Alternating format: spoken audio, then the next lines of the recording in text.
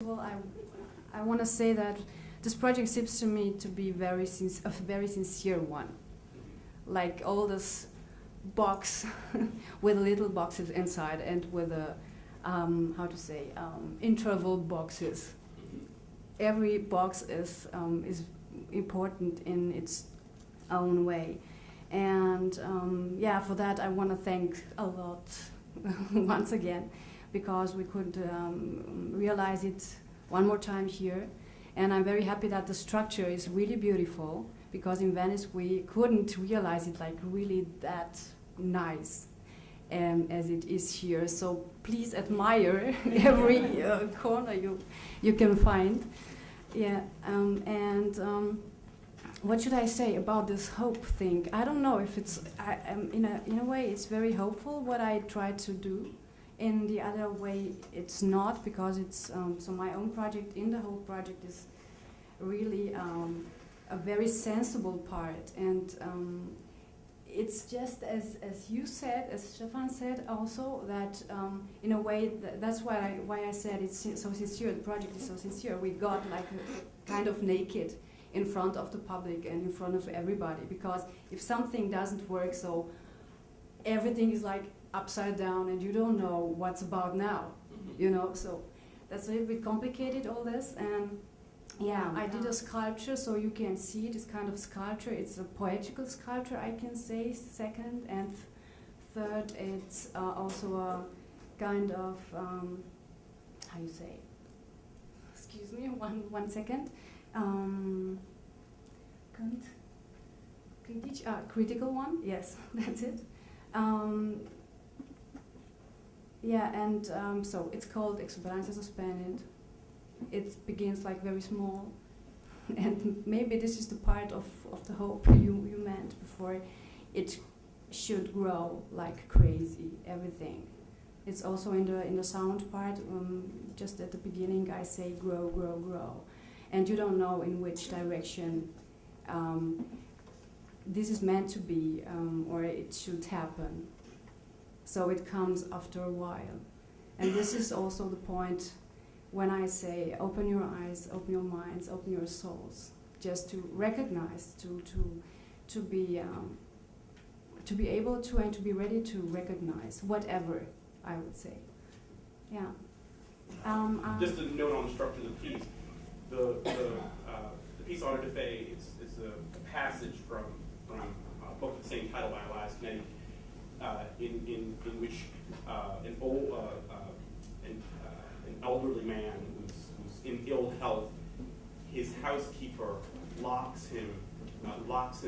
He can't have access to his books, which he cherishes, and in a state of senility of sorts, the man decides that he's going to declare war on the housekeeper, but the books are his army. So he's rallying the troops, which are the books. So he's speaking to the books. Exactly. To say the housekeeper is the enemy, we must destroy her. So that's the narrative, the passages that they took. And he broke it up into fragments, but then asked friends all over Romania in different cities to spray paint different fragments of the text in these different cities. So the passage is broken up geographically by addition to the So I took this fragment, which is kind of like declaration of war, yeah. And somehow if you split it in a lot of fragments, it lose the sense, but and I rebuild it in this way. Somehow I put like small fragments of the text, which have their own life in the city, you know, and the distance between them is very randomly. I mean, like 4 or 5 cities, and also the styles are. I mean, the style of the graffiti, because I work with some friends, like 20 or something. 20 friends? Yeah. So I was 12. 13, no, 12 and a half, yeah. So when the Ceausescu was, yeah. So somehow yeah.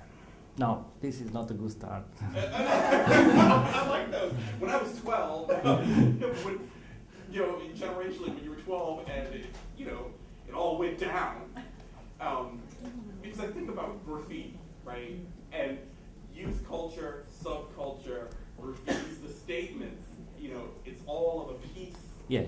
to me, and I'm wondering, you The and your language.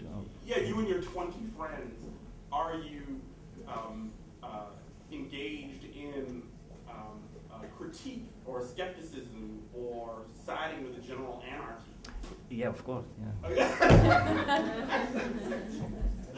Să revenim la But going back to the pieces, troleibuz.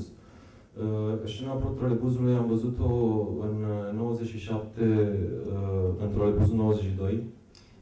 the scene going into the piece with the trolleybus 92, that there was something that truly happened. I witnessed in trolleybus 92 in 97. Și eu am văzut-o,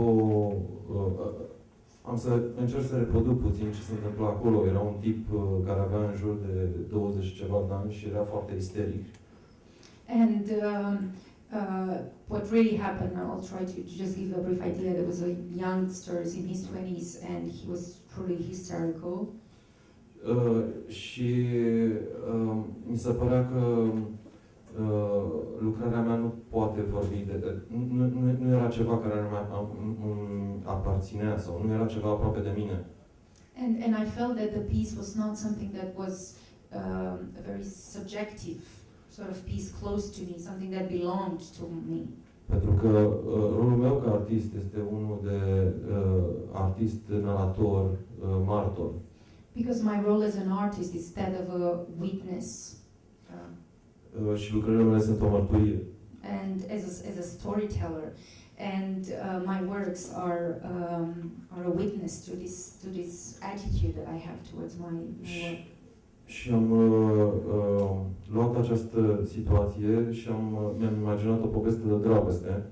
So I took this situation that I witnessed and I imagined a love story behind it. Pentru că, practic,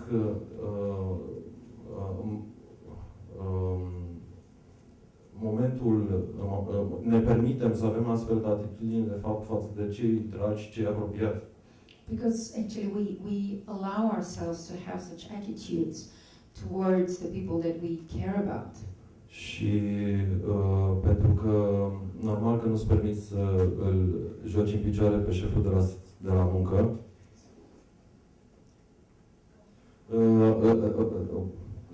Suprama se deschide în planul privat.